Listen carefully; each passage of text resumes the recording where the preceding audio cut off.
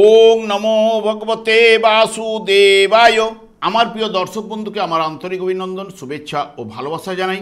আমি আশা করি অনাদির আদি গোবিন্দের অশেষ করুণায় আপনারা সকলেই কুশলে আছেন। আজ যে বিষয়টি নিয়ে আপনাদের কাছে উপস্থিত হয়েছি, দেবগুরু বৃহস্পতি কয়েকদিনের জন্য রাশি পরিবর্তন করতে চলেছে। মিথুন রাশিতে এতদিন অবস্থান করছিল, 8ই অক্টোবর ঠিক কর্কট রাশিতে প্রবেশ করবে এবং 6/12/2025 পর্যন্ত কর্কট রাশিতে অবস্থান করবে। কিন্তু কর্কট রাশিতে অবস্থান চলাকালীন ঠিক 12ই নভেম্বর 2025-এ বক্রতা আরম্ভ করবে। 12ই মার্চ 2026 পর্যন্ত বক্রতার মাধ্যমে অবস্থান করতে চলেছে। তাই তুলা রাশি বা তুলা লগ্নের জাতক জাতিকারা আপনারা কেমন ফল পেতে চলেছেন তা আমি আচার্য কমল শাস্ত্রী আপনাদের কাছে এই ভিডিওতে বিস্তারিতভাবে আলোচনা করব। ধৈর্য সহকারে আপনারা ভিডিওটি দেখবেন।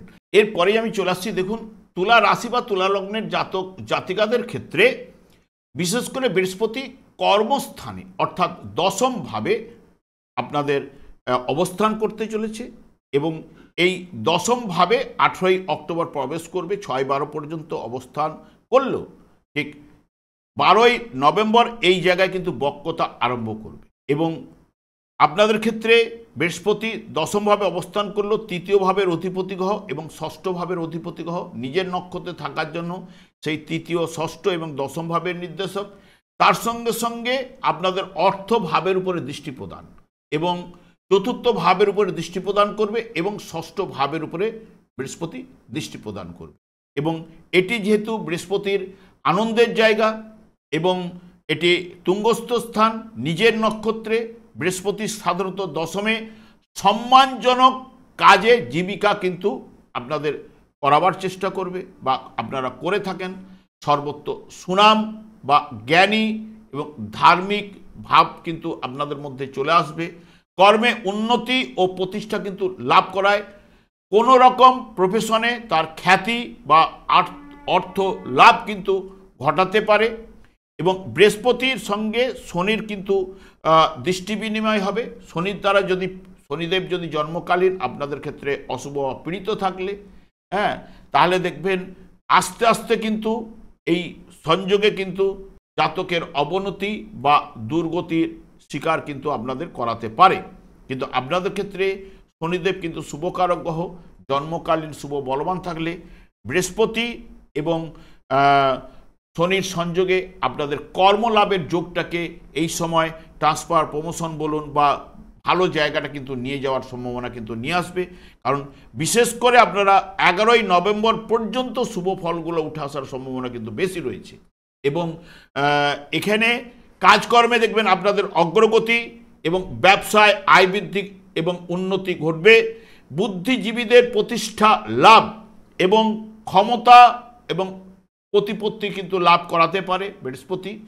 কারণ নিজের গৃহেতে দৃষ্টি বিনিময়, তৃতীয় ভাবের উপর বুদ্ধিমূলক কাজকর্মে আপনাদের অগ্রগতি, পড়াশোনার ক্ষেত্রে সাফল্য এনে দেওয়া, কর্তৃপক্ষের সহিত শুভ সম্পর্ক তৈরি করা এবং শত্রুতা হানি করাবে এবং ঋণ পরিশোধ এই জায়গাটা কিন্তু নিয়ে আসবার চেষ্টা করবে এবং বকেয়া যদি কোনো অর্থ পাওনা যদি আপনাদের থেকে থাকে সেইগুলো কিন্তু আনার চেষ্টা করবে এবং গৃহ পরিবারে সুখ শান্তি লাভের জায়গাটাকে নিয়ে আসবে। আর্থিক উন্নতি, যেহেতু অর্থ ভাবের উপরে দৃষ্টি দিচ্ছে এবং পরিবারের উপর, পরিবারেও শান্তি লাভ, আর্থিক উন্নতি, নতুনভাবে দেখবেন কাজকর্মে যোগাযোগ বৃদ্ধি হওয়ার সম্ভাবনাটা এই জায়গায় আপনাদের কিন্তু ঘটাবেই।